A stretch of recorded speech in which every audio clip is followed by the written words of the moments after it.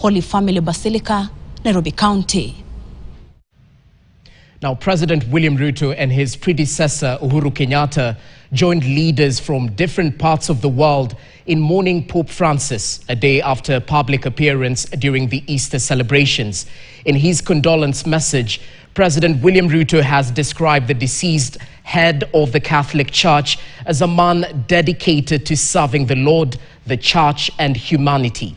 As Winfrey Owino reports, Nairobi Catholic Archbishop Philip Anyolo has eulogized the Pope as a man who talked boldly about nature, and his acts of compassion towards humanity dominated tributes pouring in from across the globe.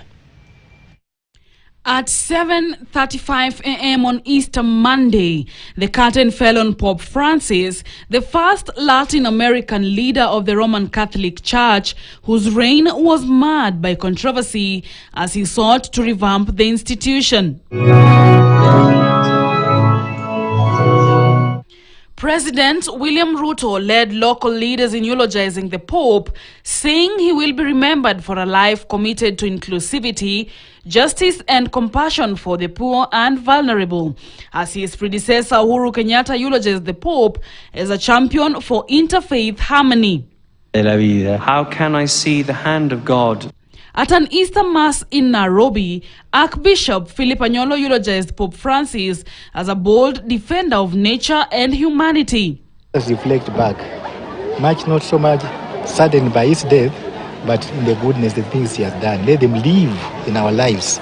Let them be rejuvenated in our lives so that he is also living in the aspects of what he encouraged the world to be. Yeye alikuwa ni mtu ambaye ukaribu sana na watu. Ukimkuta na refugees is at home.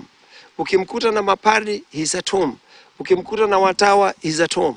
Ni mtu ambaye upenda ukaribu sana na watu. Hata unaona mwisho ameshindwa kukaa ndani, aliomba atokee walau asalimie, atoe tabasamu yake. He stood for values that go across humanity. He stood for human dignity. He stood for the poorest to be defended and also be helped so that they can feel dignified. Alikuwa ni mtu ambaye alitaka kuwa karibu sana na watu wa kawaida. Na tunaona hata katika kanisa hivi punde alianzisha ule ambaye tunaita sinodi, yani kusafiri pamoja. Alitaka kuona kwamba kanisa nzima linasafiri pamoja. Wawe mapadri na walei, kwamba tuko kitu kimoja.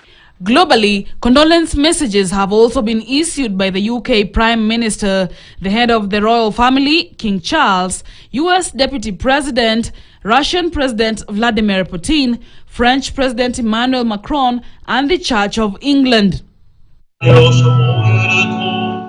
The Pope was taken ill in February, admitted with double pneumonia for weeks before he was discharged. He has served as Pope since 2013.